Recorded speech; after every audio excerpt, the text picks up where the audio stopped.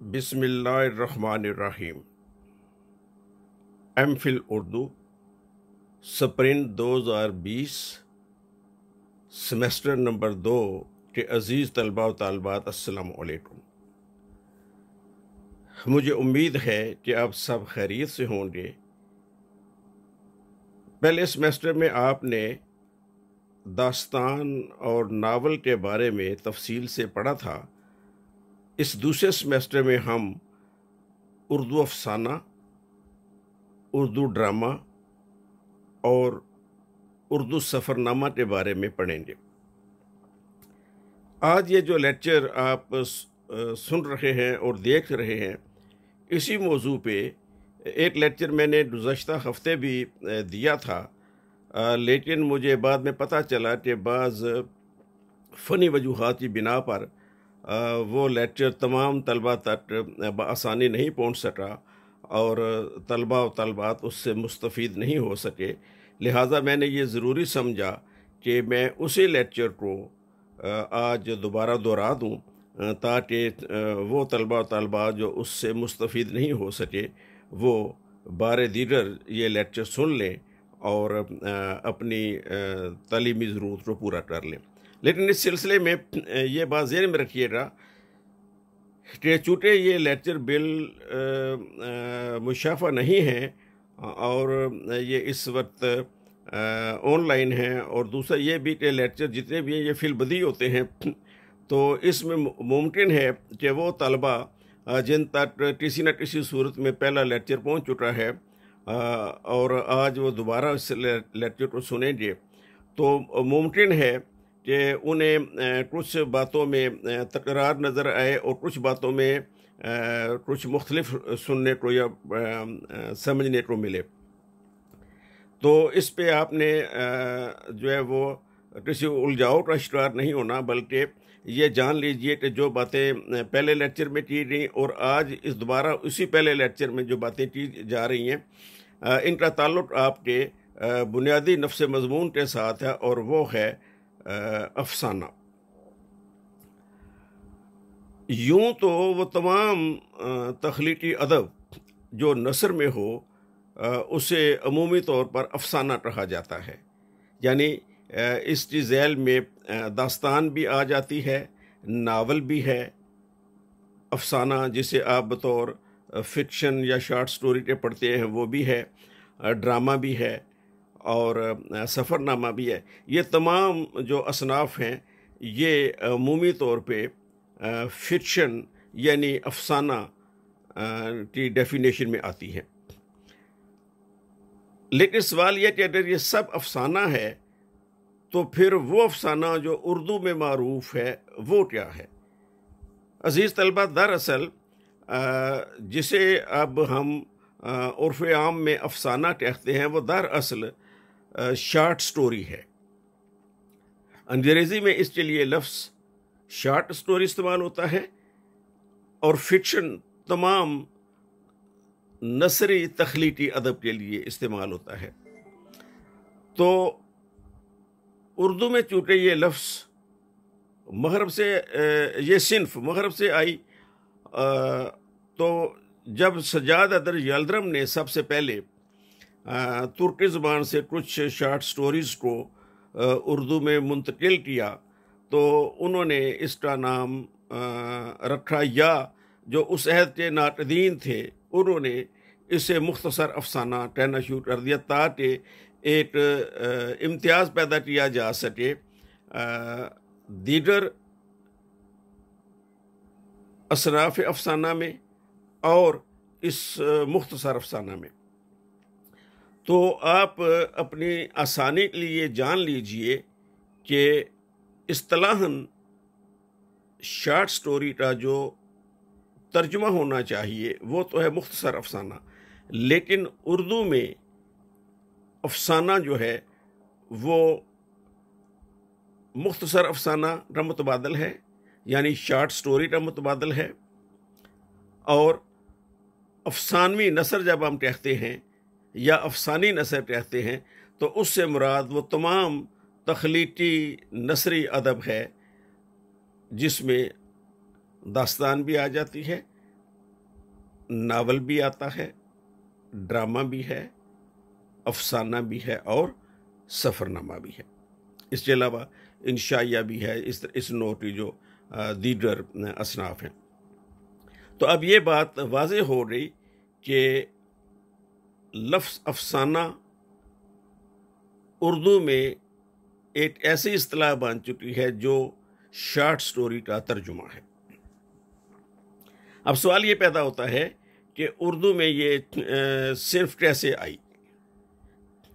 इसके हवाले से आपने अपने एमए उर्दू के दौरान में भी काफ़ी पढ़ा होगा।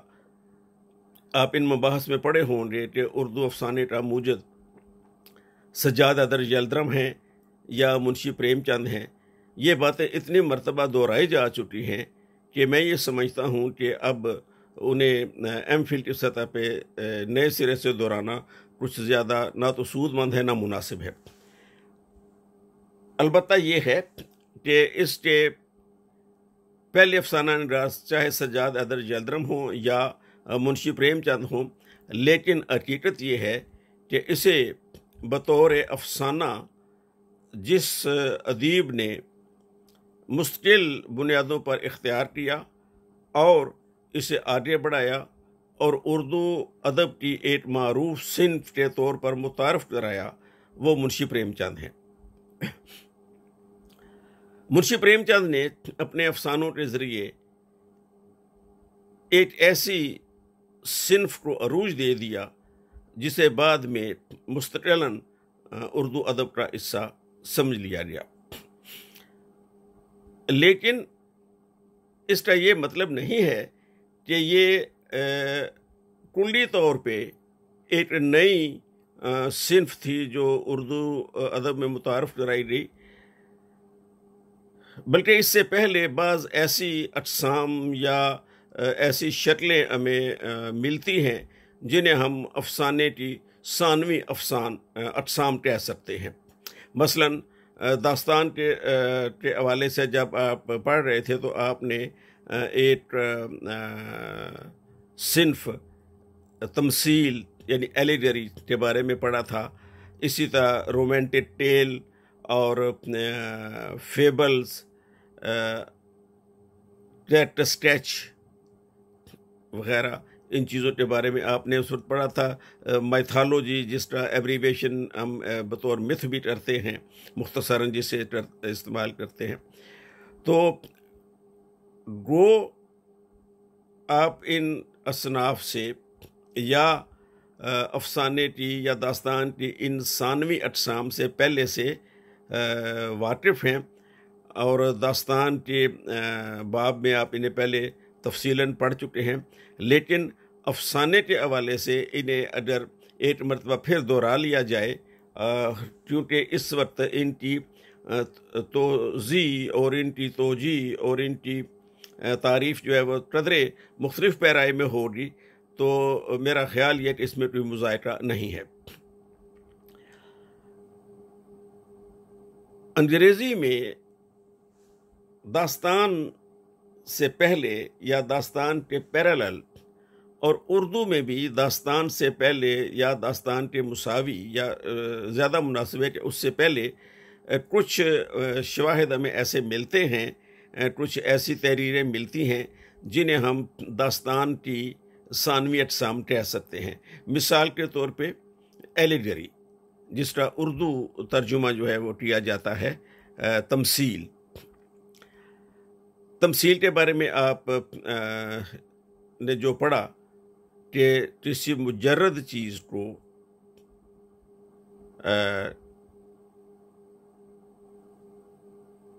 इस तरह बयान करना कि वो एक तजसीम की शक्ल इख्तियार कर ले,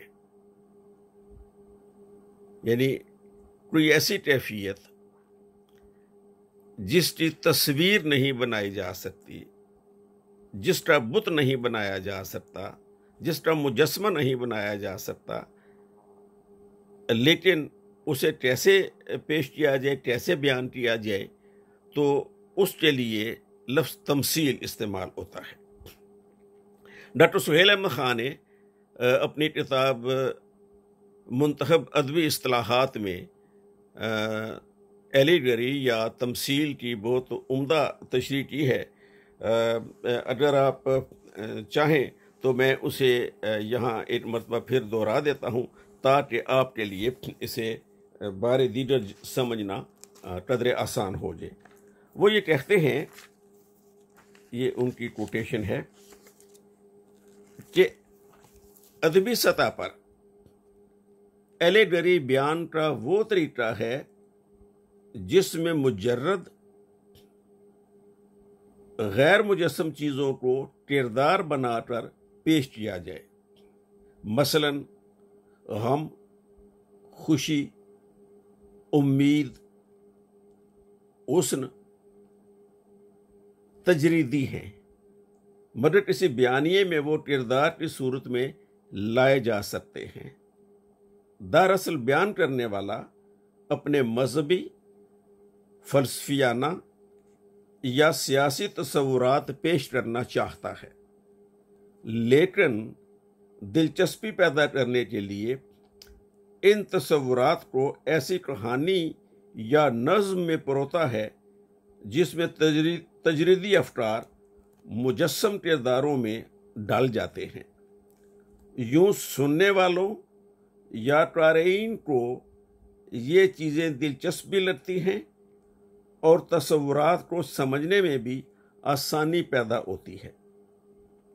इसी वजह से ये तरीका फ़लसफ़ियों, मज़हबी मुफ़क्किरीन, मुस्लिहीन का पसंदीदा तरीका रहा है। उसकी वजह यह है अजीज़ तलबा कि इंसान फितरतन आज़ादी पसंद है। इंसान फितरतन अपने आप को दूसरे इंसान से अक्लमंद या ज़हीन समझता है।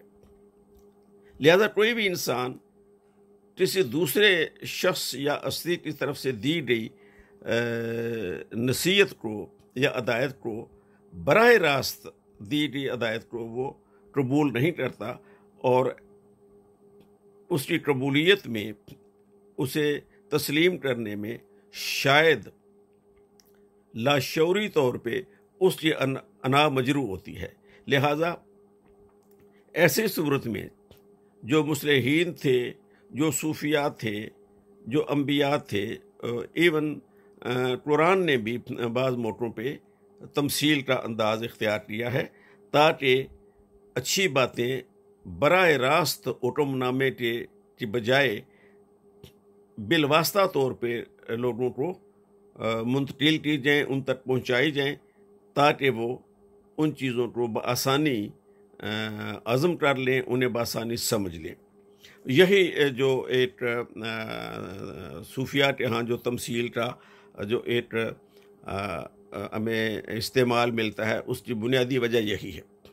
सुहेल महां साहब आगे लिखते हैं, तमसील एक पूरे किस्से या नज़्म में भी हो सकती है, लेकिन यह भी हो सकता है कि एक फनपारे के सिर्फ चंद जुज़ या कोई एक हिस्सा तमसीली हो।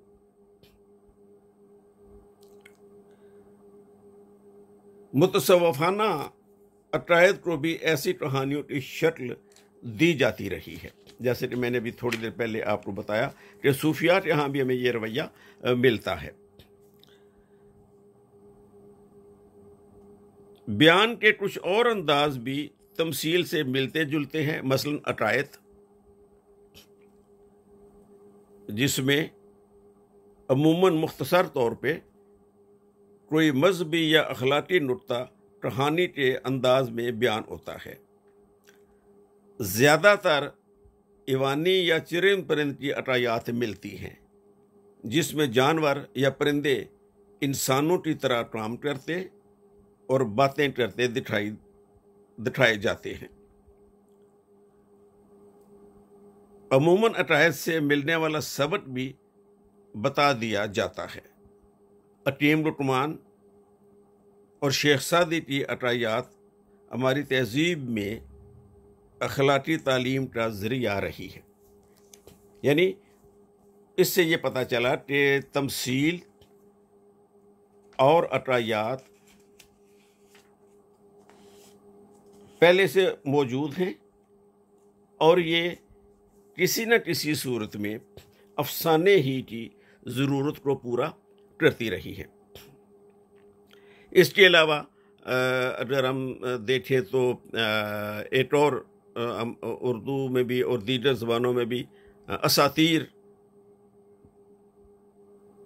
का पता भी हमें मिलता है। असातीर भी हमारे यहाँ मौजूद हैं। इन असातीर में भी कोई ना कोई कहानी होती है जो किसी बुलंद तर हस्ती से मंसूब होती है, उसके साथ जुड़ी होती है और उस कहानी के ज़रिए लोगों को कोई अमूमी सबक दिया जाता है। अंग्रेज़ी में मुख्तसर कहानी यानी शॉर्ट स्टोरी के जो इब्तदाई नकूश हैं उनमें एक सिन्फ हमें मिलती है जिसे कहते हैं एपिसोड। अब ये एपिसोड क्या है? आपने टेलीविजन ड्रामों के हवाले से ये इस्तिलाह सुनी होगी कि ये आज इस ड्रामे का तीसरा एपिसोड चलेगा या ये 5वां एपिसोड चल रहा है या इस ड्रामे के कुल 13 एपिसोड हैं। अब एपिसोड जो है ये दरअसल किसी तवील किस्से या कहानी को मुख्तलिफ हिस्सों में तकसीम कर देने का नाम है। उसकी इंस्टॉलमेंट्स बना देने का नाम है, उसकी अक्सात बना देने का नाम है। लेकिन ये ज़रूरी नहीं है कि ये अक्सात, ये एपिसोड्स किसी तवील कहानी का हिस्सा हो, बल्कि यूँ भी हो सकता है कि छोटी छोटी कहानियों को किसी एक बुनियादी लड़ी में परोकर हर कहानी अलहदा हो और उसे एक एपिसोड का नाम दे दिया जाए। तो यूं किसी एक ज़ाब्ता अखलाक से जुड़ी हुई, किसी एक नसीहत से जुड़ी हुई, किसी एक आला पाए के नज़रिए से जुड़ी हुई छोटी छोटी कहानियों को जब एक मुनज़बित और मुनज़्ज़म सूरत में सामने लाया जाता है तो उन्हें एपिसोड कहते हैं। इसके अलावा ये भी कोई ज़रूरी नहीं है कि वो लाजमन किसी नज़रिए से जुड़ी हुई हो, वो अपने तौर पे आज़ादाना मौजू की अमल भी हो सकती हैं, लेकिन एक बुनियादी ख्याल उनके पस मंज़र में, उनकी तय में कहीं ना कहीं मौजूद होता है और वो रहना चाहिए। उसे एपिसोड कहते हैं। एपिसोड के लिए एक उम्दा तशरीह जो है वो टी है Weaver's dictionary of literary terms में, जो मैं चाहता हूँ कि मैं इसका कुछ हिस्सा आपके सामने पेश करूँ। आप अजीज़ तलबा कोशिश कीजिए, इसे लिख लीजिए। मैं एहतमाम करूँगा इस बात का कि मैं बहुत ठहर के, बहुत आहिस्तगी से आपके सामने ये अंग्रेज़ी का पैराया जो है ये बयान करूँ ताकि आपको लिखने में आसानी रहे। इसमें लिखा गया है, एपिसोड की जो डेफिनेशन है वो ये है, एन इंसिडेंट और event that is presented as a single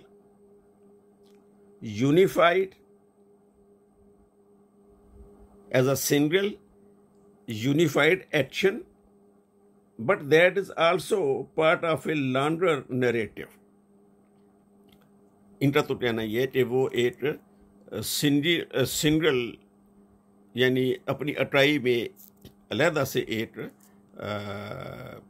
unit होता है जो किसी बड़े बयानी के साथ जुड़ा हुआ होता है, लेकिन ये ज़रूरी नहीं है, जैसा कि मैंने आपसे अभी अर्ज़ किया। ओकेजनली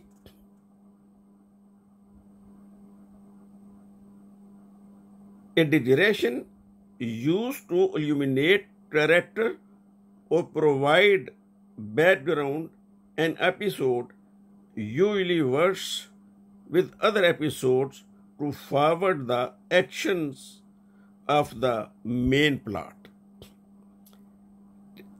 कि जो बुनियादी नज़रिया है, जो बुनियादी प्लाट है, उसे आगे बढ़ाने के लिए मुख्तलिफ़ कहानियों का सहारा लेके उन्हें एक मुनज़्ज़म शक्ल में पेश किया जाता है, जिन्हें एपिसोड कहा जाता है। यानी बात वही है कि एपिसोड से मुराद मुकम्मल तवील कहानी नहीं, बल्कि छोटी छोटी कहानियाँ हैं। अब ये जो शक्लें हैं, ये पहले से उर्दू अदब में भी और दुनिया की दीगर ज़बानों के अदब में भी पाई जाती थी। लिहाजा जब उर्दू अफसाना मारज़ तख्लीक में आया, सज्जाद दरजल्दरम के ज़रिए और मुंशी प्रेमचंद के ज़रिए, तो ये सिर्फ गरचे नहीं थी लेकिन अजनबी नहीं थी। यानी लोग इसके एसेंस से, इसकी नोयत से, इसके मकासद से किसी न किसी हवाले से, किसी न किसी सूरत में पहले से वाकिफ थे। अब मुख्तसर अफसाना क्या है?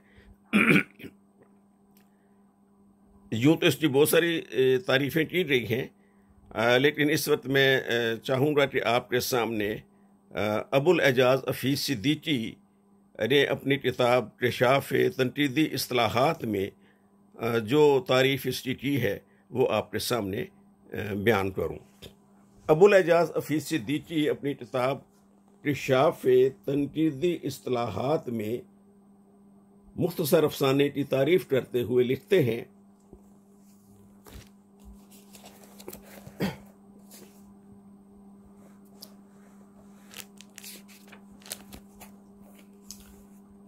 इस्तिलाही एतबार